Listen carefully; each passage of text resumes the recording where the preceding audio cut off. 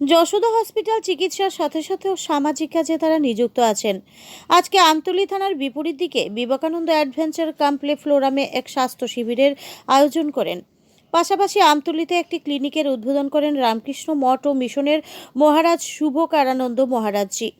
তারা বহিরাজ্যের তাদের প্রধান হাসপাতাল থেকে বিশেষ বিশেষ ডাক্তারদের এখানে এই রাজ্যের মানুষের সেবায় নিয়োজিত করছে এবং আগামী দিন স্বাস্থ্যক্ষেত্রে আরও বড় কিছু করার মনোভাব রয়েছে তাদের।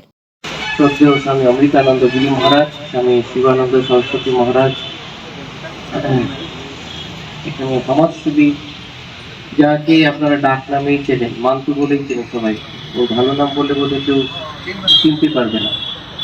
আর গৌতম বাবু, যিনি এই যশোদা হসপিটাল হায়দ্রাবাদ, তাদের সাথে যোগাযোগ করে এই অঞ্চলের মানুষের জন্য, সুবিধার জন্য ব্যবস্থাটি করছেন যেন তারা একটু মেডিকেল পরিষেবা কিছু পায়।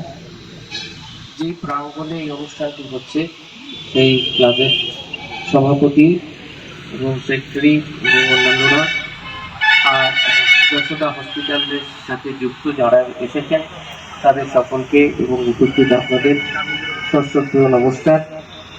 এটা সত্যি কথা একটা আনন্দের ব্যাপার যে ত্রিপুরা রাজ্যে ধীরে ধীরে মেডিকেল পরিষেবার জন্য বিভিন্ন জাতীয় সরকারি বেসরকারি নানাভাবে তারা চেষ্টা চলছে যেন পরিষেবাটা ঠিক করে মানুষ ভাবে পান।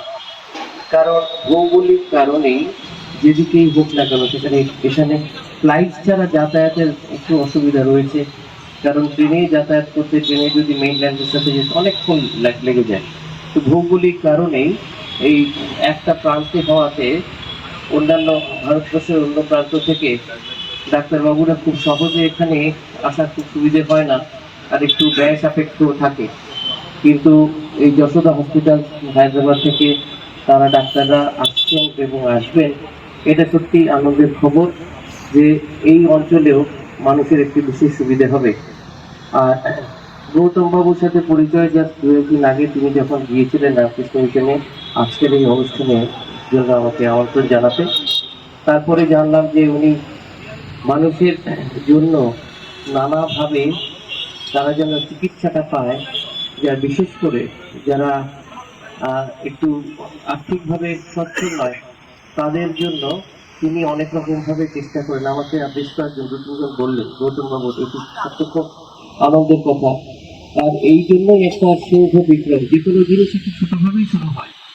বটগাছ তো আপনি যখন আনতে যাবেন সে টবে করেছে, আপনাকে বড় বটগাছ দেবে কেউ দেবে না, একটা সিটটাই দেবে বা একটা ছোট্ট চারা দেবে, কিন্তু সেটাই মহিরুহতে তৈরি হয়। তো আমরাও আশা করব নিশ্চয়ই এখানে চিকিৎসা পরিষেবার ক্ষেত্রে এটিও যেন পরে একটি বড় আকার ধারণ করে আর সাধারণ মানুষের যেন অনেক উপকার হয়, তাহলেই এটা সার্থকতা।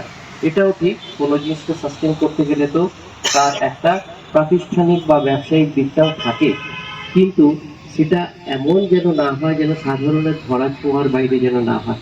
কারণ আজকাল চিকিৎসা হলে আগে যেমন বলতো যে তোর ঘরে মামলা ঢুকুক, অর্থাৎ মামলাতে লোকে সর্বশান্ত হয়, এখন দেখা যায় চিকিৎসা করতে গিয়েও মানুষ প্রায় সর্বশান্ত হয়ে যায়, অনেক জায়গাতে ধনী প্রাণে পর্যন্ত না আসে। কিন্তু সেটা যেন না হয়, মানুষের কাছে, বিশেষ করে সাধারণ মানুষের কাছে এই যে ব্যয়বহুল চিকিৎসা, সেটাকে যতটা তাদের কাছে পৌঁছে দেওয়া যায় সেটাই যদি আমাদের উদ্দেশ্য হয়, তাহলে দেখবেন দুটোই, প্রাতিষ্ঠানিক দিক থেকে ব্যবসায়িক দিক থেকে, দুটো দিক থেকেই উপকারও হবে, আর সেটা সার্বিকভাবে রাজ্যেরও একটা উন্নতি হবে।